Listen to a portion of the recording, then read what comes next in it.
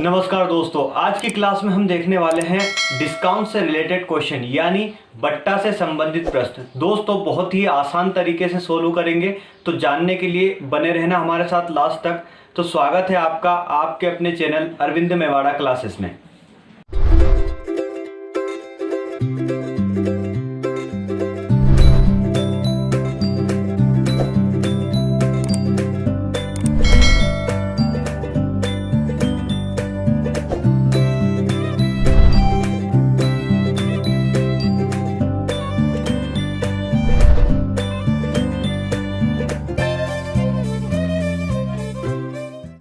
चलिए फ्रेंड्स, आज की क्लास में हम बेसिक कॉन्सेप्ट को लेकर चलेंगे और बेसिक कॉन्सेप्ट के साथ में ही मैं आपको एग्जांपल भी बताता चलूंगा।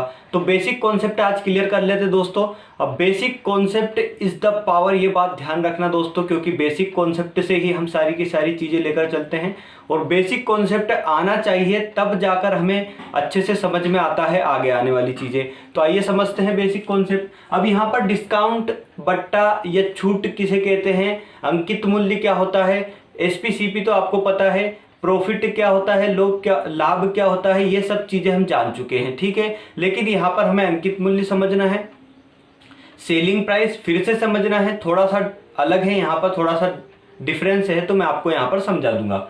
अब दोस्तों यहाँ पर चलते हैं सबसे पहले अंकित मूल्य। अंकित मूल्य को इंग्लिश में बोला जाता है मार्केट प्राइस। मार्केट प्राइस क्या होती है, जिस मूल्य पर वस्तु को प्रारंभ में बेचा जाता है, जिस मूल्य पर वस्तु को प्रारंभ में बेचा जाता है वह उसकी होती है एमपी, वह उसकी होती है मार्केट प्राइस, उसे बोलते हैं अंकित मूल्य, ठीक है। अब दोस्तों अंकित मूल्य कैसे भैया, चलिए बाद में समझाते हैं, सबसे पहले थोड़ा से पॉइंट डिस्कस कर लेते हैं। छूट या बट्टा या डिस्काउंट किसे कहते हैं, अंकित मूल्य पर दी जाने वाली छूट को क्या कहा जाता है, बट्टा कहलाता है। तो क्या है भैया ये अंकित मूल्य पर दिया जाने वाला छूट। हम जनरल बात करें, जनरली हमारी जो डेली लाइफ है उससे रिलेटेड बात करें, तो दोस्तों आपको बता दूं, मान लीजिए किसी दुकानदार को कोई वस्तु को बेचना है, तो या तो उसके पास कोई पुरानी वस्तु होगी, उसको बेचेगा, तो पुरानी वस्तु को उसी प्राइस में तो बेचेगा नहीं जिस पर एमआरपी डली हुई है। तो दोस्तों कुछ ना कुछ उसे छूट देना पड़ेगी उस सामान को बेचने के लिए, उस सामान को सेल करने के लिए उसे कुछ ना कुछ बट्टा देना पड़ेगा, उसे कुछ ना कुछ परसेंट, कितने परसेंट की छूट देनी पड़ेगी, ये उस पर डिपेंड करता है। तो दोस्तों जो छूट दी जाती है वह उसका क्या होता है, डिस्काउंट होता है, वो छूट होती, ठीक है। किस पर दी उसने, एमआरपी पर दी। तो दोस्तों ये जो छूट दी ना, उसने पहली वस्तु को बेचा। अब यहां से ये क्लियर हुआ आपको, मार्केट प्राइस मतलब क्या क्लियर हुआ, अंकित मूल्य क्लियर हुआ। कैसे क्लियर हुआ कि किसी दुकानदार ने किसी वस्तु को बेचने के लिए छूट दी, कोई सा बट्टा दिया, तो वो क्या होगा, उसकी पहली सेलिंग प्राइस, मतलब सेलिंग प्राइस जिस वस्तु पर बेचा वो सेलिंग प्राइस उसकी अलग चीज हो गई, ठीक है। अब दोस्तों जिस वस्तु पर, जिस मूल्य पर उसने वस्तु को बेचा उसका अंकित मूल्य होगा। मतलब किसी पुरानी चीज को उसने बेचने के लिए कुछ डिस्काउंट दिया, कुछ प्रलोभन दिया, कुछ छूट दी, ठीक है। ये हो गई क्या भैया, सबसे पहले क्या देखा हमने, बट्टा, ठीक है, डिस्काउंट देखा, ये हो गया उसका डिस्काउंट। अब दोस्तों या तो पुरानी चीज को बेचेगा, या फिर कोई व्यक्ति किसी चीज के लिए, किसी वस्तु के लिए कोई नगद भुगतान करता है, नगद पेमेंट करता है, तब वो छूट दे सकता है। जैसे मान लीजिए किसी वस्तु की कीमत हमें उस पर दी हुई है 100 रुपये, ठीक है, मार्केट प्राइस 100 रुपये है। लेकिन अगर मैंने बोला कि साहब मैं इसके नगद पैसे दूंगा, उधार नहीं करूंगा, तो कुछ ना कुछ हमें डिस्काउंट दे सकता है, कुछ ना कुछ हमें बट्टा दे सकता है। तो वह भी हमारा क्या हुआ, बट्टा हुआ, डिस्काउंट हुआ। बात समझ में आ गई दोस्तों। अब चलते हैं नेक्स्ट पॉइंट। अब क्या बोलता है कि क्रमिक बट्टा, सक्सेसिव डिस्काउंट क्या होता है, क्रमिक बट्टा क्या होता है। तो दोस्तों किसी वस्तु के अंकित मूल्य पर, किसी वस्तु के मार्केट प्राइस पर यदि पहले R1 का बट्टा दिया जाए, बाद में उसी वस्तु पर शेष जो दिया है, शेष राशि पर वाकई मतलब बाद में भी उसी शेष राशि पर R2 की छूट दे दी जाए, फिर से उसी राशि पर जो शेष राशि बची है उस पर कितने का R3 की छूट दे दी जाए। इसे कहते हैं दोस्तों क्रमिक बट्टा या सक्सेसिव डिस्काउंट। अब आप ये बोल रहे होंगे कि आप ये लिखा क्यों है आपने? ये भैया आपकी सुविधा के लिए, सिर्फ और सिर्फ आपकी सुविधा के लिए लिखा है। अगर आपको नोट्स बनाना है तो मैं थोड़ा सा साइड हो जाता हूं यहाँ पर, आप इसका स्क्रीनशॉट ले सकते हैं और आराम से नोट्स बनाकर पढ़िए। नोट्स बनाकर पढ़ने में बहुत ज़्यादा फायदा है। क्यों? क्योंकि हम लिख लिख कर पढ़ते हैं, पढ़ कर नहीं लिखते, लिख लिख कर पढ़ते हैं। जब तक लिख लिख कर पढ़ा आपने दोस्तों, आपको अच्छे से याद होगा और दिमाग में फिट हो जाएगा और ज़्यादा समय के लिए याद रहता है। मैं ये नहीं कहता कि हमेशा के लिए याद रह जाए, नहीं, लंबे समय तक याद रहता है लिख लिख कर पढ़ना, ठीक है। अब दोस्तों यहाँ पर क्या है आगे, अब आगे ये क्या बोला है हमने कि पहले हम प्रॉफिट एंड लॉस किस पर फाइंड आउट करते थे? प्रॉफिट एंड लॉस करते थे सीपी पर, ठीक है। सीपी और SP, profit and loss find out करते थे सीपी और एसपी पर। अब यहां पर क्या क्रमिक बट्टा प्रतिशत, क्या छूट प्रतिशत, बट्टा प्रतिशत किस पर होगी, किस पर ज्ञात होगी? छूट प्रतिशत या फिर बट्टा हमेशा अंकित मूल्य पर ज्ञात होगा, ठीक है। छूट हमेशा अंकित मूल्य पर ज्ञात होगा। यहां पर अगर कोई छूट नहीं दी गई है, अगर कोई छूट नहीं दी गई है, कोई बट्टा नहीं दिया गया है, तब अंकित मूल्य क्या हो जाता है? अंकित मूल्य अपने आप क्रय मूल्य बन जाता है। अंकित मूल्य अपने आप क्रय मूल्य बन जाता है, ठीक है। ये बात समझ में आई? ये याद रखना दोस्तों। अब छूट प्रतिशत हमेशा अंकित मूल्य और सेलिंग प्राइस पर ज्ञात की जाएगी। हमने पिछले जब प्रॉफिट एंड लॉस किया था तो वहां पर प्रॉफिट और एंड लॉस प्रतिशत, परसेंटेज हमने किस पर निकाला था? सीपी पर, ओनली ऑन सीपी पर निकलता था दोस्तों। अब यहां पर क्या होगा? अंकित मूल्य पर प्रतिशत निकलेगा, किसका? बट्टा का। आगे चलते हैं, आगे विक्रय मूल्य बराबर क्या होता है? विक्रय मूल्य अगर हमें याद निकालना होता है तो हम अंकित मूल्य माइनस छूट करते हैं। दोस्तों पिछली जो क्लास हमने सीपी और एसपी की पढ़ी थी, हमने एसपी कैसे निकाला था? एसपी निकाला था सीपी प्लस सीपी माइनस, यहां से अच्छा प्रॉफिट क्या होता था? एसपी माइनस सीपी, ठीक है, एसपी माइनस सीपी। लेकिन यहां पर थोड़ा सा डिफरेंस है। विक्रय मूल्य अगर निकालना है तो यहां पर क्या करना होगा? अंकित मूल्य में से छूट या बट्टा को निकालना होगा, ठीक। यहां पर समझ में आया दोस्तों? चलिए अब चलते हैं आगे। तो आगे देखेंगे कुछ बेसिक पॉइंट, कुछ इंपॉर्टेंट। अच्छा, यहां पर विक्रय मूल्य की बात आती है दोस्तों, तो विक्रय मूल्य आपको बता दूं, विक्रय मूल्य क्या होता है? एसपी सेलिंग प्राइस जो हमने सीखा था, जिस पर व्यक्ति सामान बेचता है, जिस पर व्यक्ति को सामान बेचना होता है, जो बेचना होता है वो सेलिंग प्राइस होती है उसकी दोस्तों, ठीक है। जैसे यहां पर विक्रय मूल्य दिया है तो विक्रय मूल्य क्रेता और विक्रेता के लिए, मतलब सेलर और जो खरीदने वाला है उसके लिए, दोनों के लिए अलग अलग कंडीशन में अलग अलग होता है। कैसे? आप ये बात कैसे कह सकते हैं? चलिए यहां पर समझते हैं। इसको मिटा दीजिए थोड़ा सा, यहां पर समझिए। जैसे मान लीजिए कोई वस्तु मैंने आपको बेच दी, मैंने कोई वस्तु आपको बेच दी, तो वो मैंने जो बेची है वो मेरा सेलिंग प्राइस हुआ, ठीक है। बात समझ में आई? मैंने जो वस्तु बेची है, आज समझते चलना दोस्तों जब तक मैं मिटा दूं। यहां पर मैंने क्या बोला, हम जनरल लैंग्वेज में बात करें, जनरल वे में बात करें तो क्या है कि अगर किसी वस्तु को, सेलिंग प्राइस हमेशा अलग अलग होती है, किसके लिए? क्रेता और विक्रेता के लिए, क्रेता और विक्रेता के लिए। यहां पर समझिए, जैसे मान लीजिए ए है कोई, मैं ए हूं, ठीक है, मैं अरविंद हूं, ठीक है, मैं ए हूं। मैंने किसी वस्तु को बेचा, मैंने किसी वस्तु को बेचा, वस्तु को बेचा, ठीक है, वस्तु को बेचा। तो ये जो वस्तु है, ये इस वस्तु को जिस कीमत पर बेचा है वो मेरा क्या हो जाएगा? वो मेरा सेलिंग प्राइस हो जाएगा। और इसको बेचा और बी ने खरीदा, बी ने क्या करा?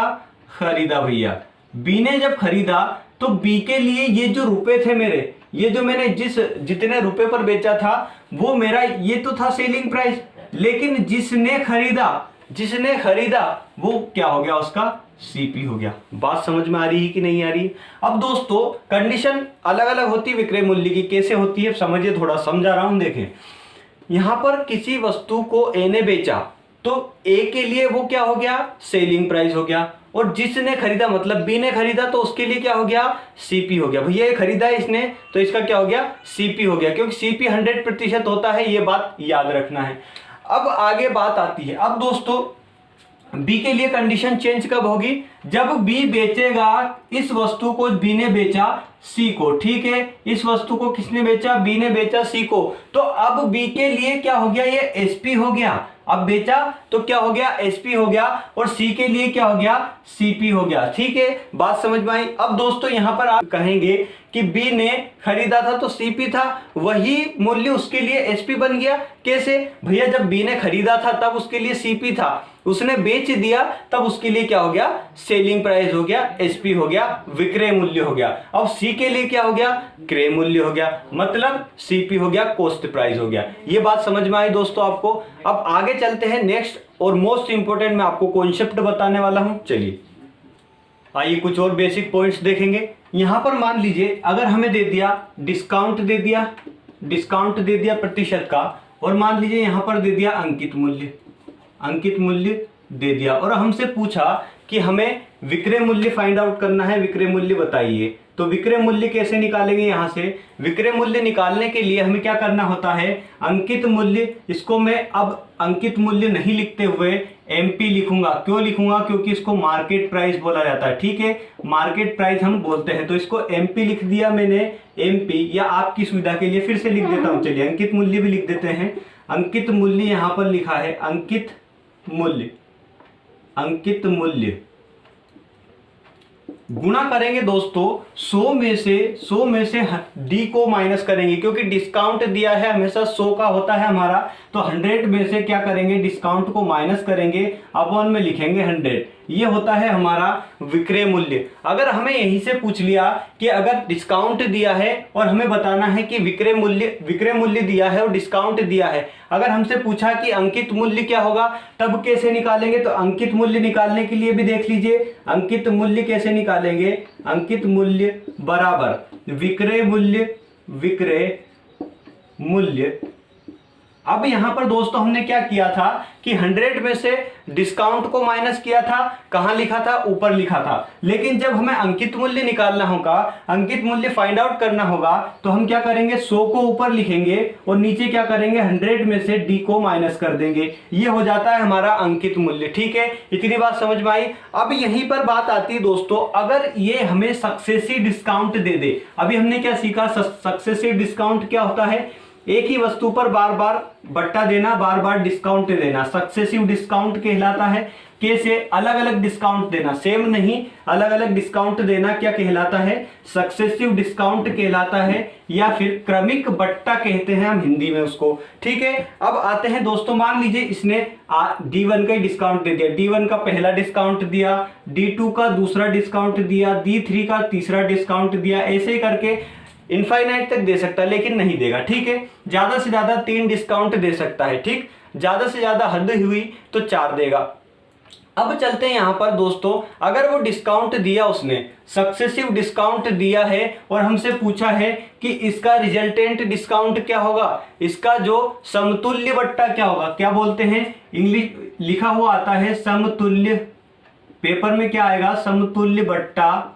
समतुल्य बट्टा क्या होगा, इसके समतुल्य बट्टा बताइए, क्या दिया है, पहला बट्टा दिया D1 का, दूसरा दिया है D2 का, तीसरा दिया है D3 का। D क्यों लिख रहे हैं, क्योंकि डिस्काउंट इसको डिनोट किया जाता है D से, ठीक है। समतुल्य बट्टा बताइए, तो समतुल्य बट्टा क्या निकलेगा, समतुल्य बट्टा,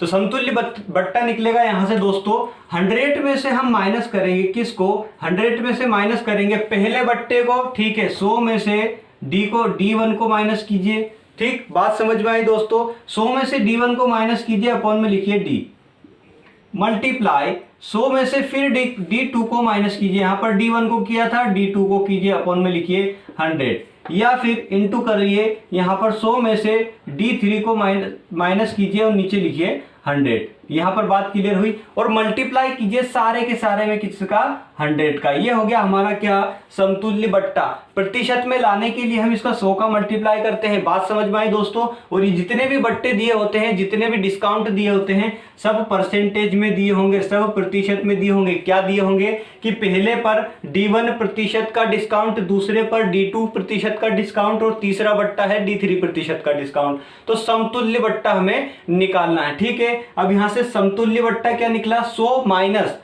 जितने बट्टे दिए हैं 100 में से माइनस करके नीचे 100 लिखना है। अब दोस्तों यहां पर वो बोल दे कि अगर मान लो समतुल्य बट्टा दिया है, क्या दिया है यहां पर, समतुल्य नहीं सक्सेसिव डिस्काउंट दिए हुए हैं और हमसे पूछ रहा है कि एसपी बताइए, विक्रय मूल्य बताइए, और यहां पर हमें दिया है अंकित मूल्य भी दिया है, सक्सेसिव डिस्काउंट भी दिया है, तो हमसे एसपी पूछा है तो कैसे निकालेंगे, वही तरीका, अंकित मूल्य यहां पर एमपी लिखा, मल्टीप्लाई करा, हमने मल्टीप्लाई करा तो यहां पर क्या करेंगे डी, और यहां पर क्या किया जाएगा 100 में से माइनस करेंगे D1 को, 100 में से माइनस करेंगे D1 को, 100 माइनस D1 अपॉन 100, ठीक है। अब यहां पर वही 100 माइनस D2 अपॉन 100, और यहां पर फिर वही 100 माइनस D3 अपॉन 100।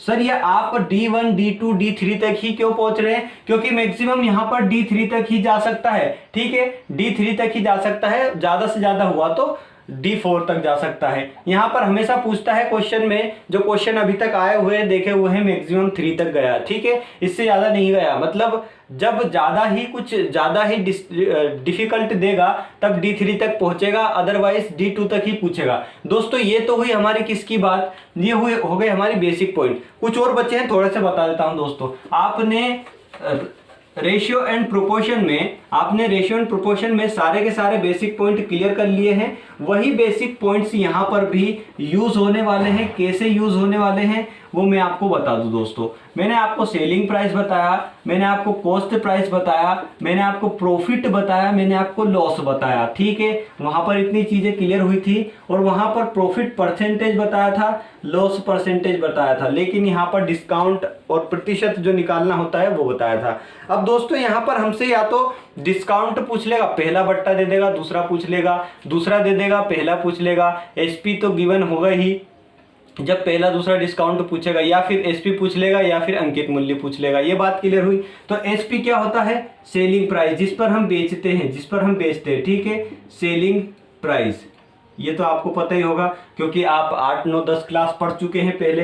अब सीपी क्या होता है, कॉस्ट प्राइस। यहाँ पर बहुत कम आवश्यकता पड़ने वाली है सीपी की, क्योंकि सीपी के प्लेस पर क्या आ गया दोस्तों, अब अंकित मूल्य। अंकित मूल्य को क्या बोलते हैं, एमपी, मतलब मार्केट प्राइस, ठीक है, मार्केट प्राइस। ये टर्म्स सारे क्लियर होने चाहिए दोस्तों, बिल्कुल टिप्स पर। यहाँ पर डिस्काउंट क्या होता है, बट्टा डी होता है डिस्काउंट, ठीक है, डिस्काउंट। बात क्लियर हुई आपको। अब discount SP, CP, MP, D. अब यहाँ पर प्रॉफिट क्या होता है, एसपी माइनस सीपी। यहाँ पर लॉस क्या होता है, सीपी माइनस एसपी। एक नजर में सब देख लीजिए। प्रॉफिट प्रतिशत क्या होता है, प्रॉफिट अपॉन सीपी, ठीक है, प्रॉफिट अपॉन सीपी। और यहाँ पर इसको एक चीज और से दर्शाया जा सकता है, या फिर प्रॉफिट को क्या लिख सकते हैं, एसपी माइनस सीपी अपॉन में सीपी। अब यहाँ पर लॉस प्रतिशत को कैसे लिखा जाता है, लॉस अपॉन सीपी, ऐसे लिख सकते हैं दोस्तों। और लॉस को क्या लिख सकते हैं, लॉस को लिख सकते हैं सीपी माइनस एसपी अपॉन, यहाँ पर क्या कर दिया भैया, सीपी माइनस सीपी कर दिया, गलत है, सीपी माइनस एसपी करेंगे अपॉन में सीपी। सारे पॉइंट्स क्लियर हो चुके हैं यहाँ तक। अब हम चलते हैं एग्जांपल्स की ओर। कैसे कैसे एग्जांपल पूछे जाते हैं, मतलब इस पर बेस्ड सारे एग्जांपल बताऊंगा दोस्तों। अब कैसे कैसे क्वेश्चन पूछे जाते हैं वो तो आपको पूरा वीडियो देखने के बाद पता चलेगा, और बने रहना हमारे साथ लास्ट तक। अगर आप नए हैं तो पहले चैनल को सब्सक्राइब कर लीजिए, साथ में बेल आइकन भी दबा दीजिए, और ऑल पर सबसे टॉप पर ऑप्शन है उस पर क्लिक कीजिए। अब चलते हैं क्वेश्चन की ओर और एग्जाम्पल देखेंगे बहुत ही शानदार।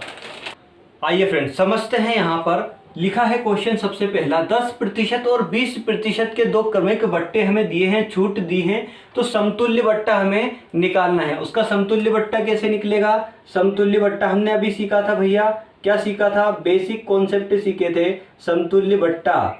तो बट्टा कैसे निकलेगा भैया, बट्टा निकलेगा कैसे 100 में से हम क्या करेंगे, माइनस करेंगे। किसको माइनस करेंगे, D1, पहले 100 में से D1 को माइनस कीजिए, मतलब 10, ठीक है, अपॉन में 100।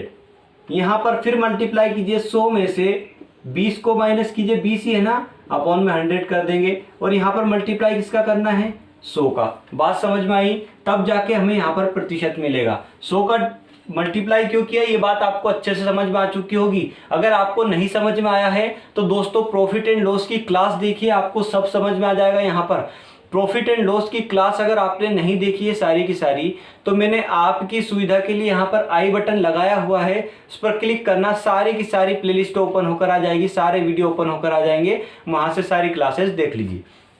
अब दोस्तों यहाँ पर चलेंगे तो कितना हुआ 100 माइनस, यहाँ पर क्या किया हमने 100 माइनस, यहाँ पर 90 गुना बटे 100 और यहाँ पर गुना 80/100 इंटू में 100 कर देंगे। एक 100 से दूसरा 100 तो कैंसिल हो गया, क्योंकि भैया भाग और गुना का आपस में बहुत ज़्यादा टकराव है, आपस में बहुत ज़्यादा दुश्मनी है, इसलिए कट जाते हैं। ये 2 जीरो से ये दो जीरो कैंसिल क्यों कर दी, क्योंकि मल्टीप्लाई में। ठीक है, बात समझ में आ गई। अब यहाँ पर क्या हुआ दोस्तों 100 माइनस 8 नाम कितना होता है 72, 72। अब इसमें से यहाँ पर इसको माइनस किया तो यहाँ पर कितना है 28% क्या है हमारा समतुल्य बट्टा आया, समतुल्य कुल बट्टा आया। ठीक है, समतुल्य बट्टा या कुल बट्टा जितना भी हमने दिया था उसका यहाँ पर आ चुका, तो कितना आया 28% आया। दोस्तों इसको एक तरीके से और से कर सकते हैं। कैसे कर सकते हैं भैया, एक तरीका और मैंने आपको बताया था, जब हमें प्रतिशत हमने पढ़ा था, परसेंटेज की क्लास हमने पढ़ी थी, तब मैंने आपको बताया था, और प्रॉफिट एंड लॉस में भी बताया था। जब भी हमें दो क्या दिए प्रतिशत दे रखे होते हैं तो कैसे सोल्व करते हैं, a minus plus minus A plus minus B plus minus A into B. बात क्लियर हुई कि नहीं, अपॉन में क्या कर देते हैं 100 कर देते हैं। ठीक है, तो यहां से अब बट्टा दे रहे हैं, छूट दे रहे हैं। यहां पर देखें दोस्तों, तो यहां पर क्या हुआ 10 माइनस 10 प्लस 20, 10 प्लस 20 माइनस का कितना 10 प्लस 20 माइनस यहाँ पर कितना है 10 गुना 20। ठीक है, अपॉन में 100।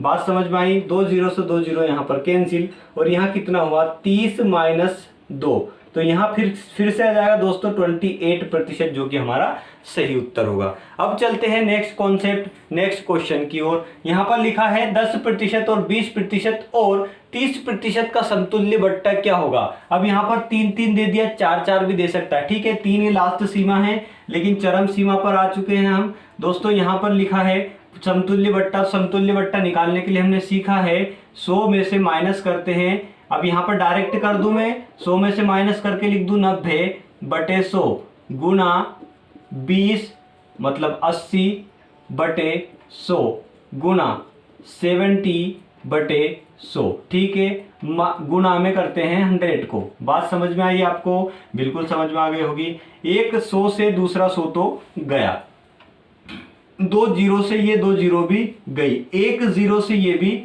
गया। तो दोस्तों अब बचा क्या हमारे पास, 2 से काट दीजिए, 2 पंजे 10, 2 चुकू 8। ठीक है, अब यहाँ का क्या बचा 100 माइनस 7, 963 होता है, 63 गुना 4 करा मैंने, यहाँ पर लिख दिया 5। ठीक, यहाँ पर 5 लिखा, तो 100 माइनस यहाँ पर 5 का मल्टीप्लाई कर दूं मैं ऊपर, तो 5 का मल्टीप्लाई किया 500। ठीक है, एलसीएम लेके 5 का मल्टीप्लाई करके नीचे 5 का डिवाइड दे दिया। अब इनको करेंगे तो 4 × 12, 1, 6 चुक 24 और 25। ठीक है, अब 500 में से 252 को माइनस किया जाए, तो 500 में से 252 को माइनस अगर हम करें तो यहाँ पर कितना बचेगा 8, और यहाँ पर कितना बचेगा 9, 4, और यहाँ पर कितना बचेगा 2, 248। ठीक है, 248/5, इसको काट दीजिए, 2 चुक 5 चुक 20, 5 चुक 20 और बचे कितना 4, 5 8 40, 5 45। ठीक है, 45 और बचे कितने 3, 3 5। ठीक, आई बात समझ में। 49 सही 3/5, जो कि हमारा राइट आंसर होगा। 49 सही 3/5। आइए फ्रेंड्स, यहाँ पर देखते हैं, 2 चीजें दे सकता है हमें। कैसे, या तो पहला बट्टा दे दिया हो, दूसरा नहीं दिया हो और हमें कुल बट्टा दे दिया हो। ठीक है, या फिर पहला नहीं दिया हो, दूसरा दे दिया हो और कुल बट्टा दे दिया। तो हमसे पूछ रहा है कि हमसे पहला बट्टा पूछ लेगा फिर दूसरा, तो कैसे करेंगे, आइए सोल्व करते हैं। यहाँ पर मान लीजिए कुल बट्टा कितना दिया है 72, तो यहाँ पर पहले कुल बट्टा रहने दीजिए। यहाँ पर 100 में से किसको माइनस करेंगे, 60 को माइनस करेंगे, पहला बट्टा। ठीक है, इसमें किसका मल्टीप्लाई करते हैं 100 का मल्टीप्लाई बाद में देखेंगे। 100 माइनस x/100, क्योंकि x% दिया इसलिए x कर दिया और मल्टीप्लाई कर दिया किसका 100 का। अब यहाँ पर दोस्तों 72% दिया है, तो हमें 100 में से माइनस किसको करना है 72 को, तब जाकर हमारा आता है। ठीक है, अब दोस्तों यहाँ पर 40/100 40/100 गुना यहाँ पर 100 माइनस x अपॉन में क्या कर देंगे 100, ठीक है, बराबर कितना हुआ 28 निकल कर आया यहाँ से। तो यहाँ से दोस्तों इन 100 को हम यहाँ पर, अच्छा यहाँ पर मल्टीप्लाई 100 का भी तो होगा, 100 का मल्टीप्लाई होगा तो 100 से 100 यहाँ पर कैंसिल, इस 100 को मैं उधर लेकर चला जाऊँ और 40 को नीचे, तो 100 माइनस 1 यहाँ से निकल कर आ जाएगा, तो 28 नीचे क्या कर दिया हमने, ऊपर आ जाएगा 100 और नीचे कितना आ जाएगा, नीचे आ जाएगा हमारा, नीचे आ जाएगा 40। ठीक, बात समझ में आई दोस्तों। अब यहाँ पर समझते चलना, आराम से समझते चलना। तो यहाँ पर क्या करें हम, 40 को काट दीजिए, 4 से ये 2 जीरो से 2 जीरो, 4 से 28 होता है, तो यहाँ पर कितना हो जाएगा 100 माइनस x बटे बराबर 70। तो x की वैल्यू यहाँ से कितनी निकलेगी, x की वैल्यू निकलेगी दोस्तों 30%, जो कि हमारा पहला बट्टा नहीं दूसरा बट्टा था। बात क्लियर हुई। आगे चलते हैं नेक्स्ट क्वेश्चन पर। यहाँ पर दिया है पहला बट्टा 100% है, दूसरा हमें 20% दिया है, तो सोल्व करते चलेंगे, 100 में मल्टीप्लाई करेंगे, गुना करेंगे, 100 माइनस x पहला बट्टा, ठीक है, 100 कर दिया, गुना यहाँ पर दूसरा बट्टा दिया तो 80/100 लिख दूँ डायरेक्ट। यहाँ पर तीसरा, यहाँ पर कुल बट्टा कितना दिया 28%, तो यहाँ पर 100 में से 28 को माइनस कर देंगे। दोस्तों हमने पहला क्वेश्चन सबसे फर्स्ट नंबर का एग्जाम्पल अभी देखा था, एग्जाम्पल चल रहे हैं दोस्तों, क्वेश्चन तो अभी आगे आएंगे, ये तो सिर्फ मैं आपको बेस बना रहा हूँ, आपका बेसिक क्लियर कर रहा हूँ। यहाँ पर हमने क्या देखा था, पहला बट्टा कितना था 10 का, दूसरा था 20% का, और कुल बट्टा आया था 28% हमने निकाला था। तो अब यहाँ पर दोस्तों 10% आंसर आना चाहिए, तब जाकर हमारा ये कॉन्सेप्ट सही होगा और क्वेश्चन सही होगा और जो कर रहे हैं हम वो तरीका सही होगा। अब देखते हैं दोस्तों यहाँ से, तो 100 से 100 तो कैंसिल हो गया, 1 0 से 1 0 भी कैंसिल हो गई, तो यहाँ पर कितना बचा 100 माइनस x।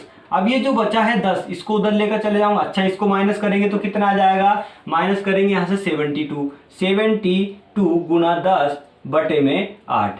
बात क्लियर हुई दोस्तों। यहाँ से काटा तो 8 नाम होता है 72, तो 100 माइनस x बटे 90।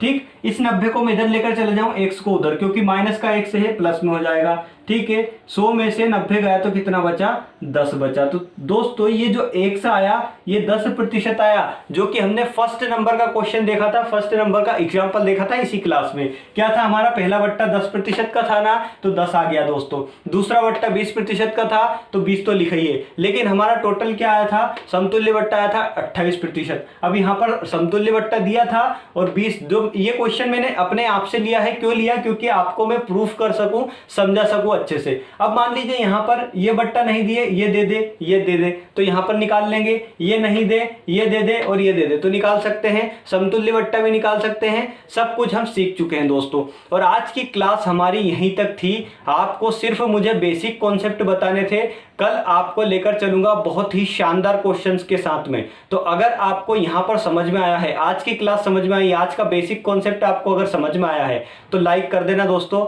अगर आप मेरे चैनल पर नए हैं तो चैनल को सब्सक्राइब कीजिए, बेल आइकन को प्रेस करके ऑल पे क्लिक कीजिए, जिससे मैं जितने भी वीडियो अब आगे आने वाले अपलोड करूंगा उनका नोटिफिकेशन आपकी स्क्रीन पर सबसे पहले पहुंचेगा। तो दोस्तों लास्ट तक वीडियो देखने के लिए आपका बहुत बहुत धन्यवाद। जय हिंद, जय भारत, जय श्री राम।